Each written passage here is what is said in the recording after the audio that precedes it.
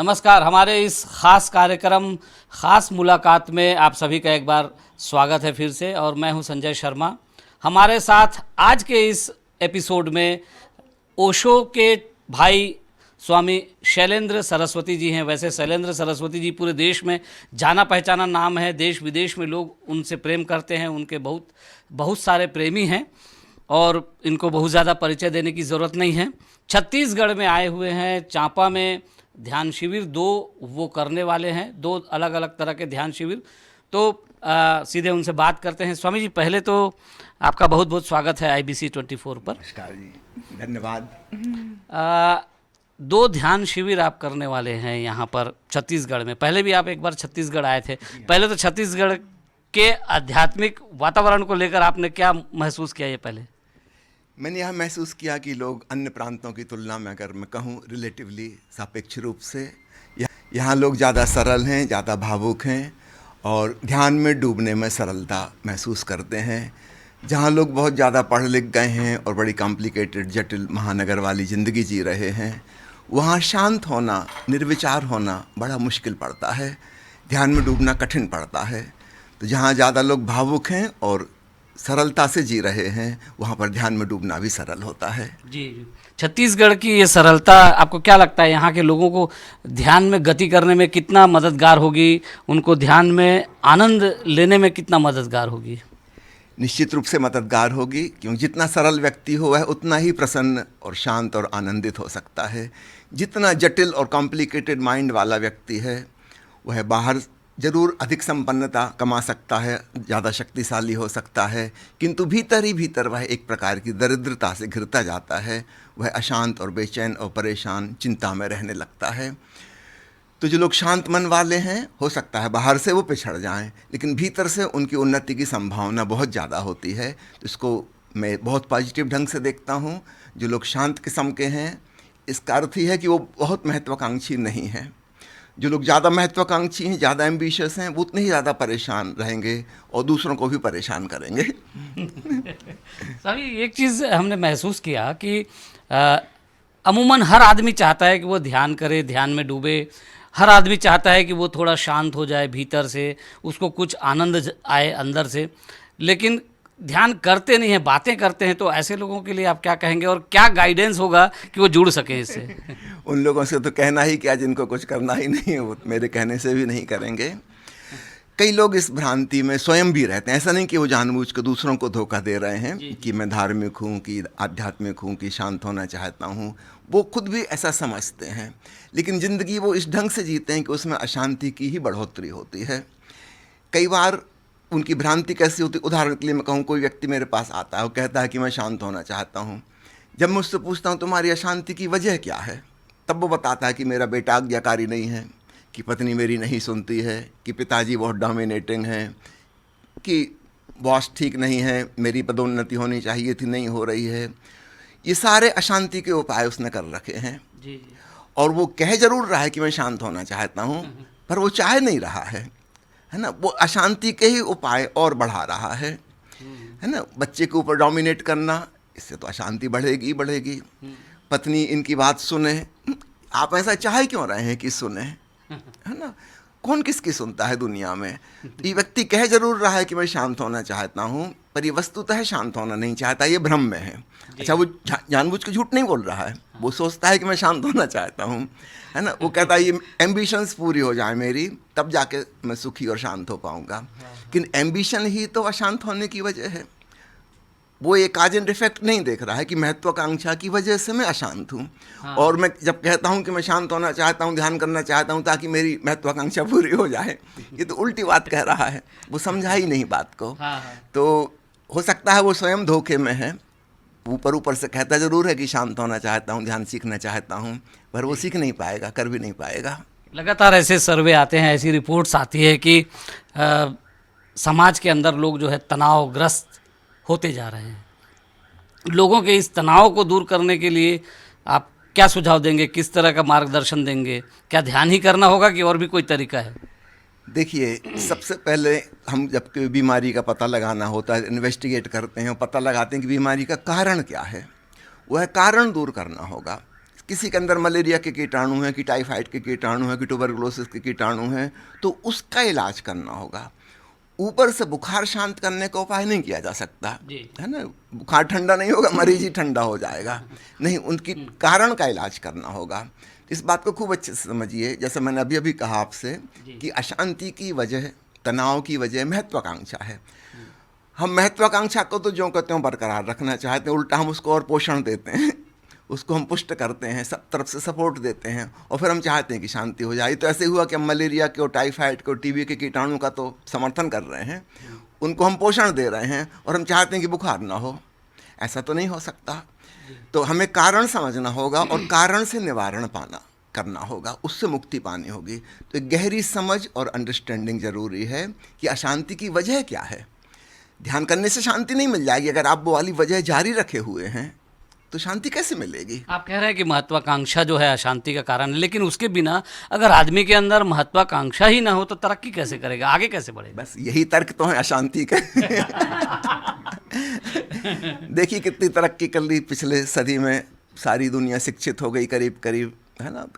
First world war हुआ, फिर second world war हुआ, अब थर्ड वर्ल्ड वार होगा, महामारी होगी, है ना।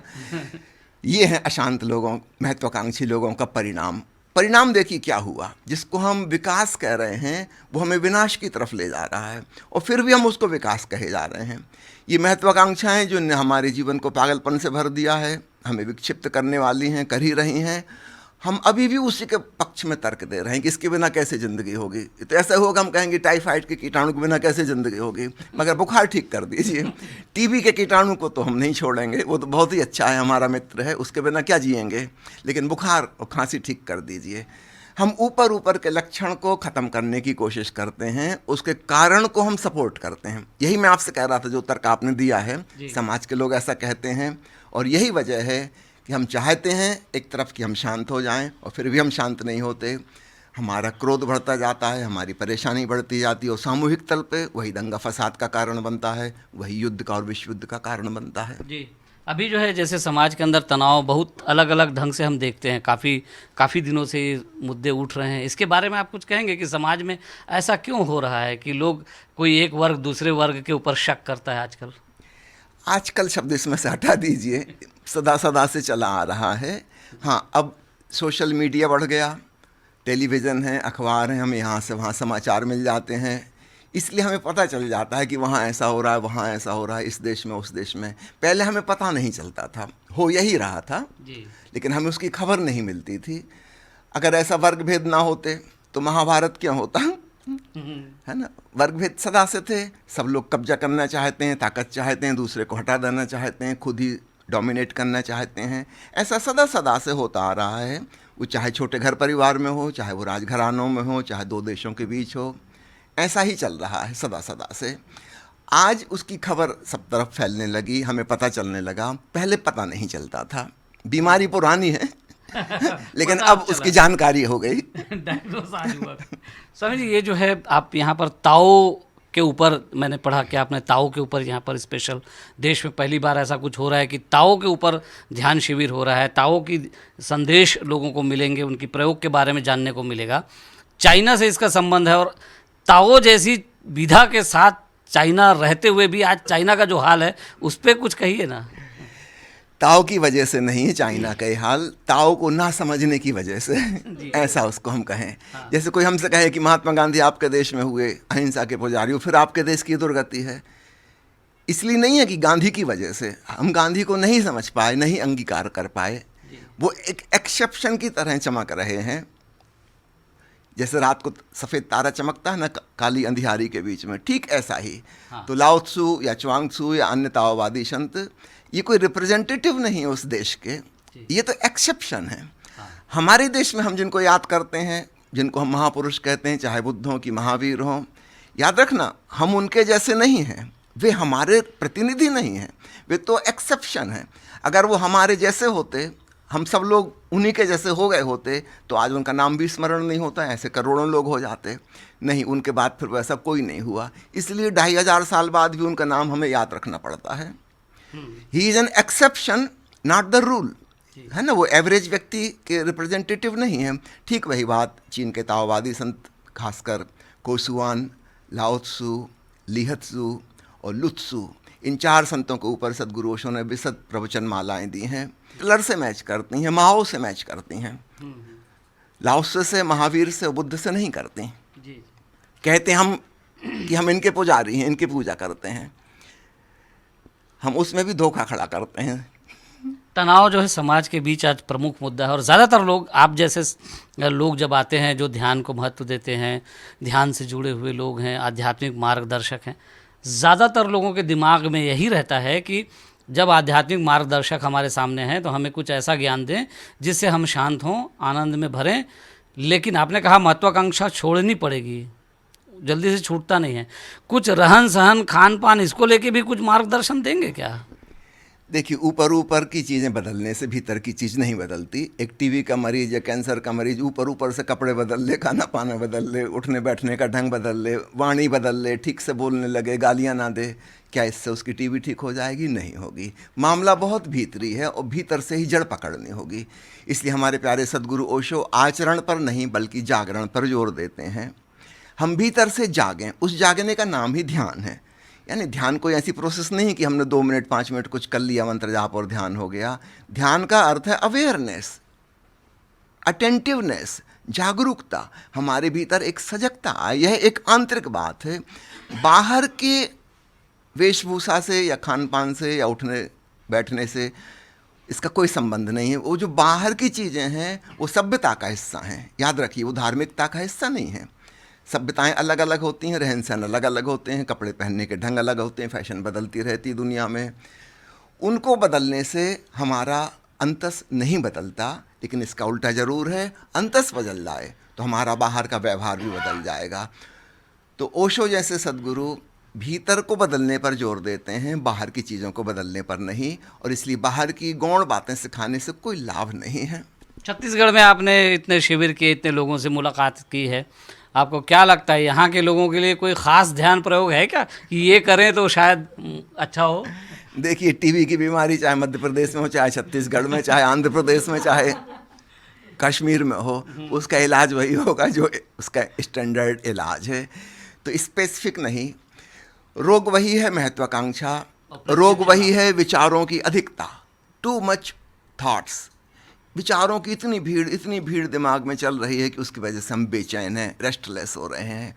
तो उपाय भी एक ही है कि सजग होकर अपने मन के साक्षी हो जाओ और भीतर जो विचारों का प्रवाह चल रहा है उसको बिल्कुल तटस्थ होकर देखो। देखते देखते देखते वह शांत हो जाता है, एक निर्विचार सजगता की स्थिति, थॉटलेस अवेयरनेस की स्थिति बनती है। उसमें परम शांति और परमानंद का एहसास होता है। तब हमारे बाहर जो तनाव थे वे सब विदा हो जाते हैं। इसके परिणाम स्वरूप हमने उनके साथ सीधा सीधा कुछ नहीं किया। और इसलिए समाज सुधारक किस्म के लोग, समाज के नेतृत्व करने वाले लोग जो बाहर की बातें सिखाते रहते हैं, उसका कभी भी कुछ परिणाम नहीं आता, क्योंकि वे फिर विचार ही देते हैं। और विचार में भिन्नता होगी। मेरे विचार आपके विचार से अलग हैं, हिंदुओं के विचार मुसलमानों से अलग हैं, मुसलमान के विचार सिखों से अलग हैं। अगर हम विचारों को ही पोषित करेंगे तो हमारी विषमताएं और बढ़ जाएंगी, हमारे भेदभाव और प्रखर हो जाएंगे, तब हम और भी तनावग्रस्त हो जाएंगे। ओशो जैसे बुद्ध पुरुष हमें सिखाते हैं निर्विचार होना। निर्विचार में भेद नहीं हो सकता। यानी मैं भीतर विचार शून्य हो जाऊं, चाहे आप हो जाएं, चाहे अन्य कोई भी व्यक्ति दुनिया में हो जाए, हमारे भीतर की शून्यता एक होगी। विचार हमेशा अलग होंगे और हमेशा हम असहमत होंगे। कोई किसी से सहमत नहीं हो सकता। और दूर की तो छोड़ो, बाप बेटा सहमत नहीं हो सकते। पति पत्नी 50 साल से साथ रह रहे हैं, लेकिन छोटी छोटी बात पे असहमति बरकरार है। भाई भाई सहमत नहीं हो सकते, पड़ोसी पड़ोसी सहमत नहीं हो सकते। हर मनुष्य का मन बिल्कुल अलग है और उसके विचार की प्रणाली, उसकी सोच अलग है। तो विचार के तल पर तो हम एक नहीं हो सकते। और इसलिए विचार के तल पर जो लोग समभाव सिखा रहे हैं वह असफल होने को बाध्य है। हाँ, निर्विचार अगर हो जाएं तो वह एक ही होगा, उसमें कोई भेद नहीं होगा। और इसलिए हमारा जोर ध्यान पर है। ध्यान का मतलब है निर्विचार सजगता। निर्विचार होने के लिए कोई शॉर्टकट बताएंगे क्या? क्योंकि आजकल लोग बहुत शॉर्टकट खोजते हैं। हम भी शॉर्टकटवादी हैं। अभी हम ताओ की शिक्षा देने के लिए यहाँ आए हैं जी। और चीन के इन महान संतों के जिनके मैंने नाम लिए, विशेषकर लाओ त्सु और उसके बाद आने वाले संत, इन सब की शिक्षा बहुत ही शॉर्टकट की है, इतनी शॉर्टकट की कई बार अहंकारी लोगों को वह आकर्षित नहीं करती। अहंकारी आदमी को कठिन चीज़ आकर्षित करती है। उससे कहो कि शीर्षासन करो, उपवास करो, ये करना होगा, वो करना होगा, इतने महीनों सालों की साधना करनी होगी, वो करने तैयार हो जाएगा। सरल सी बात, लाओ त्सु कहता है छूटती हुई श्वास को हल्का सा जोर लगा के छोड़ दो, इतना कम कि किसी को पता भी ना चले कि आप कोई विशेष ढंग की सांस ले रहे हैं। सांस जब लो तो बिल्कुल सहज रूप से सांस लेना, हल्की सी गहरी जाएगी। जब हम सांस के प्रति जागरूक हो जाते हैं तो नॉर्मल जितनी गहरी जा रही थी उससे ज़्यादा गहरी जाने लगती है, बहुत ही सहज, बहुत स्पॉन्टेनियस वे में। और छूटती हुई सांस में हल्का सा जोर, उसको कहते हैं तांडेन प्राण साधना। हमारी नाभि केंद्र से करीब करीब 2 इंच नीचे एक पॉइंट है जहाँ तक सांस जाती है और वहाँ से वापस लौटती है। तो ध्यान वहाँ पर रखो। और छूटती हुई श्वास में पेट का निचला हिस्सा जो पिचक रहा है वहाँ पर अपना ख्याल रखो। अब इतनी सरल सी बात, इसके लिए अलग से कोई समय नहीं चाहिए, आप कभी भी कहीं भी कर सकते हैं। बाहर से किसी को कुछ पता भी नहीं चलेगा, सिर्फ आपको ही पता है कि आप एक विशेष ढंग से सांस ले रहे हैं। उसके परिणाम अद्भुत हैं। तो आप जिस शॉर्टकट की पूछ रहे हैं, फिर भी आपने सोचा होगा कि उसमें कुछ मिनट लगेंगे, कुछ मेहनत लगेगी। लाओ त्सु की बात में तो कुछ 1 मिनट भी नहीं लगेगा, सिर्फ समझ लो और बस वह आपके जीवन का हिस्सा हो जाएगा। और एक बार उसकी रसधार भीतर बहने लगी, फिर आपको साधना नहीं पड़ेगा। शुरुआत में लगेगा कोशिश करके हम प्रयास कर रहे हैं, वैसा जल्दी हम पाएंगे कि प्रयास भी छूट गया। एफर्टलेस एफर्ट, ताओवादी संत कहते हैं प्रयास रहित प्रयास। ऐसा नहीं लगेगा कि हम कुछ कर रहे हैं, अपने आप वैसी ही सांस चलने लगेगी। और तब ऐसी अनूठी शांति भीतर घटित हो जाती है जिसका कोई हिसाब नहीं, जिसके लिए सारी मनुष्य जाति तड़फ रही है, तरस रही है कि वो कहाँ मिले, कैसे मिले, और इतनी सरल तरकीब से मिल जाती है। तो ताओ की साधना वास्तव में साधना भी नहीं कही जा सकती, बहुत ही सरल, सहज, निसर्ग के अनुकूल, बिल्कुल नेचुरल और स्पॉन्टेनियस। जरा सा ध्यान देना है छूटती हुई श्वास पर बस। आध्यात्मिक मार्गदर्शक जब भी आते हैं तो लोगों को ये उम्मीद रहती है कि वो उनके जीवन के तकलीफ़ों को दूर करने के लिए भी कोई मार्गदर्शन देंगे। लोग आजकल तो छोटी छोटी वो नुस्खे में आजकल यकीन करते हैं कि तुम जाके ये कराओ और हो जाएगा।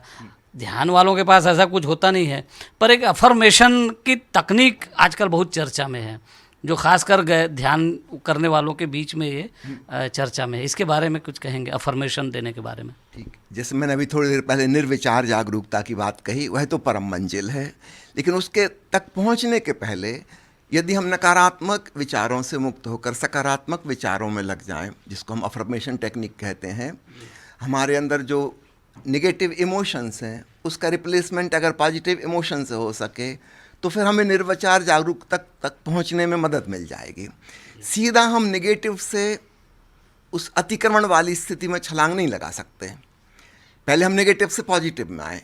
इसको ऐसा समझें, एक त्रिकोण है सुख, दुख और शांति का।